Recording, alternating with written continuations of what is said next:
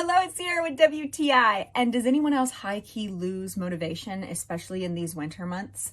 That's why I got the 5-minute journal.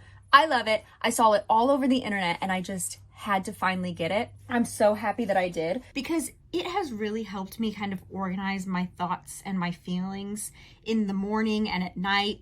It's a super simple setup and I love that I can physically write something down each day. Let me just show you how this works. In the morning, it'll give you a mantra or a weekly challenge. That's the page I'm on today. This one says an old friend you've been meaning to reach out to. Who is it? Call them. Then it goes into things that you're grateful for. Today, I am grateful for the great weather. It's finally sunny. You write down those 3 things.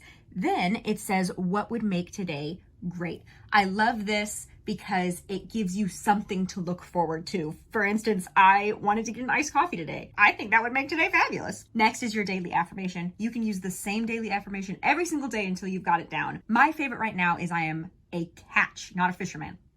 I am not a fisherman, I am a catch, and someone's gonna sweep me off my feet one day, I know it. Now that I've written all that stuff down, I can go about my day. Think about it, I can come back to it if I need to, but now that I'm ready for bed, I can snuggle in and think about 3 amazing things that happened that day.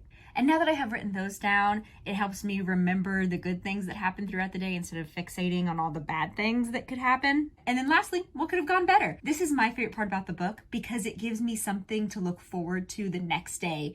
And that is my point of view.